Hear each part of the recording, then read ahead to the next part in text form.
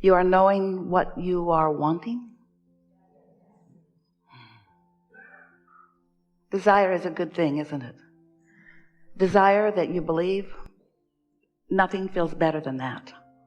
That anticipation of more and more wonderful things coming to you. It's really what you are about. It's why this time and space looked so appealing to you. Because you knew you would come into this environment of variety, which would give you an opportunity to come to your own personal and very important conclusions about what you prefer. And you understood before your emergence into this body that once you decide, a powerful word, once you make a decision about something, think about the power of a decision. Once you decide, not once you ponder, not once you speculate, not once you wonder, not once you weigh the pros and the cons and the pluses and the minuses, but once you decide, once you come into alignment with your idea of desire, so then there's no resistance within you, then all things move in cooperation with your decision. In your indecisiveness, in your, I want it, but, I really, really want this, but, then there is a split or a resistance, self-imposed, that just slows everything down, dilutes the power of it. And that indecision is what then brings about frustration because of the slowness of the response. When you have decided, then you are powerful. But it takes a little while to become decided, doesn't it? You have to sort of collect some data. Sometimes, you're doing so well. Sometimes you'll be all tuned in, tapped in, turned on. And you'll be going with the flow, and we mean that literally. You're going with the flow, and you feel very decisive about something. You see something that you want, and you know, that's it right there. Yes, you're decisive. But sometimes as humans who have been trained to not believe in yourselves, you think, but it shouldn't be that easy. I shouldn't be led to the perfect thing right here and now. Surely there must be more pain to experience in the earning of the perfect whatever it is. And so sometimes, even though you were led right to it, because the source within you knew right where it was, and you were tuned in, tapped in, turned on, and so you went to right where it was. And when you saw it, you knew it, but then you second-guessed yourself because it was not nearly painful enough coming to the conclusion. And we want you to begin to realize that it's not supposed to be painful, that there is a process of you coming to those decisions. There is a process by which you sift and sort and come to your decisions. You know when you don't prefer something, and you know when you do prefer something. You know. But sometimes along your unfolding of your path, others have convinced you that you just think you know, but you don't really know. And that they are really the ones who know. And so you should listen to them because they know. And often they will accuse you and us. They accuse us of teaching you selfishness. We say, we do. Yes, we do. We do. Chapter 1, selfishness. Because if you are not selfish enough to identify your own preference, then you cannot connect to the power that is really you. Because in not deciding what's best for you, then you water it all down with what's best for this and best for this. And we're not saying that it cannot be best for you and others too. We are saying that what is best for you, which is alignment, is what's best for everyone who has anything to do with you. Because when you are in alignment with the source within you, you have plenty to give. Then you're flowing, you're dynamic, you're fun. But if you're not selfish enough to get tuned into that, then you're not so much fun. And then that's when we love you so much. that's when you get demanding. That's when you start demanding the respect that you want. So this process of coming to your decisiveness, this process of what we are calling the process of deliberate creation, because it's no fun just to stumble into it. You think you might like that, but you really don't. When you stumble into wonderful things, you don't feel nearly as emphatically joyful about them as when you plan for them and you watch them evolve and you're there to witness the unfolding of them so that you have complete ownership in what happened. That's the way deliberate creating feels best, isn't it?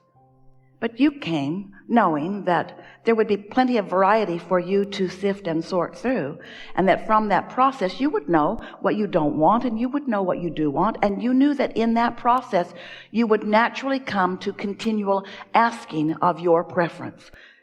I would like that, I would like that, I would like that. Even if you are not using words. If someone is rude to you, you know you would prefer them to be nicer. And if you're rude to someone, you know you would prefer that you be nicer.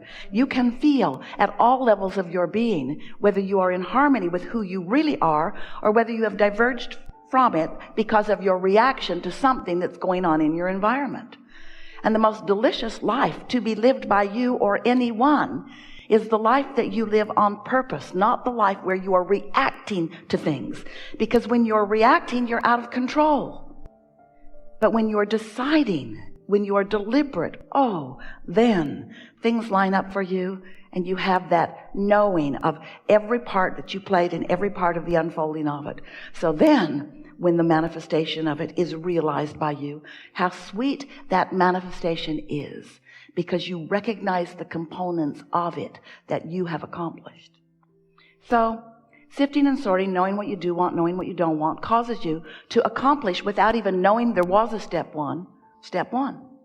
Because asking is step one, asking for something. And the more sifting and sorting you do, the more knowing what you don't want and knowing what you do want that happens, then the more decisive you are, yes, about what you want. And so asking is so important, step one. Step two is not your work. Step two is where the laws of the universe, law of attraction, and your inner being and infinite intelligence, what you want to call source, all of these components answer what you're asking. In the moment that you ask for it. Now we know that's hard for you to accept, but it is the way that it is. In the moment that a decision happens within you, everything from non-physical perspective lines up to complement, to enhance, to add power to pave the way for what you have asked for. When you begin to witness it without a knowledge of the way the laws of the universe work, you would call it magic. Because it doesn't happen to everyone, it doesn't even happen to you every time. But when it happens, you recognize the power of it, that answering of what you've asked for.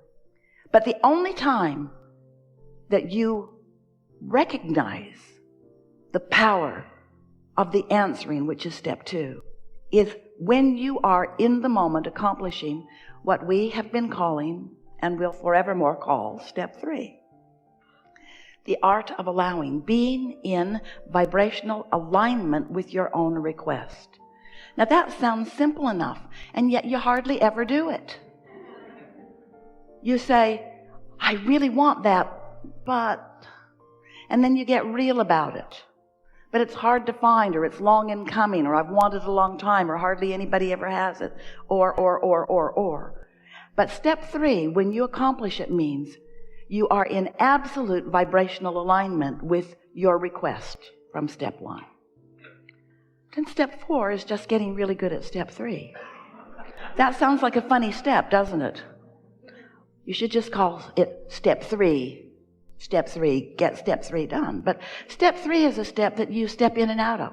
Sometimes you're in alignment, sometimes you're not. Sometimes you feel really good, sometimes not so. Sometimes you're absolutely sure of something, sometimes not.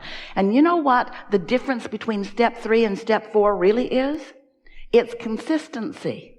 But you know what else it really is? Do you know why it really is? It's because of the momentum.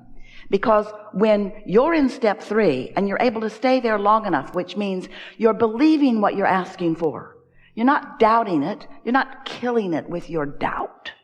You believe it, and so it's infusing you with a feeling of energy. When you are in step 3 and you've practiced the positive thought of the positive expectation of the positive outcome that you are reaching for, momentum happens. Law of attraction is at the heart of all of this. When you give your attention to something just for a moment, it's not very powerful. If you focus on something for less than 16 seconds, we used to say 17, when you focus upon something for less than 16 seconds, things are moving right along, aren't they? When you focus upon something for less than 16 seconds, you don't really engage in any powerful way. Law of attraction doesn't really kick in until 16 seconds. And when it does, then another thought like it comes, and momentum has begun. Once momentum gets underway and you get out there a little way, over a minute of focusing upon what you are wanting, then what happens, there's enough momentum that you step from step 3 into step 4. That's all it takes to get from step 3 to step 4 is a little over a minute of focusing without killing your thought with your doubt. Can you do that? No. You got to practice it. You can do it, but you usually don't, because there's usually someone there who you're talking with who has a very objective and practical approach to why you can't get what you want. You know who they are. Leave them home. You know what it's like to be high and feeling good about something, and then to be, oh, we love you so much, stupid.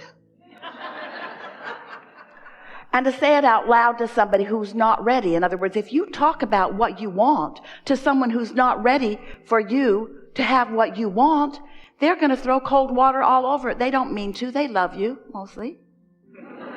They do. They love you. They mean well for you, pretty much. But they are not important to your making that step from 3 to 4. They are not important to that. Only your focus is. So if we were standing in your physical shoes, we would make the step from 3 to 4. In other words, we'd just get really, really good at step 3 without talking to other people about it. Because when you talk to other people about it, you clutter your environment with their problems, with their doubts, with their disbelief, with their attraction of things that you don't want, with their peanut gallery assessment of why you should be cautious about this thing that you've decided you want. So we're saying to you that these steps are private steps. Life shows you what you want, and Source lines up with you right away, and there's no fanfare with Source. Source doesn't send out an email announcement. Source doesn't try to get you on the evening news with it, and it's fortunate for you. Because when you hold your intentions to yourself, they can be more powerful. And that's something that most humans do not understand. You think that there's power in numbers. No. The power is not in the numbers. The power is in the alignment, you see. And usually in the numbers, there's fracture. Ringing any bells? So, step 1, you ask. Step 2, Source answers unequivocally every time, completely. And when that happens, a vibrational reality begins to form, and momentum begins to be accomplished right away. And this vibrational reality, which is what step 2 accomplishes, is so vivid and so powerful that we have named this vibrational reality the Vortex. Wrote a whole book about it, because we want you to accept the reality and the validity of this vibrational reality, which will turn from thoughts to things in time, depending upon what your thoughts are, depending upon what the momentum of your thought is, depending upon how well you're doing with step 4, depending upon how much momentum you are allowing yourself to have about a subject before you contradict it with your own wisdom of past experience. That word wisdom was sarcastic.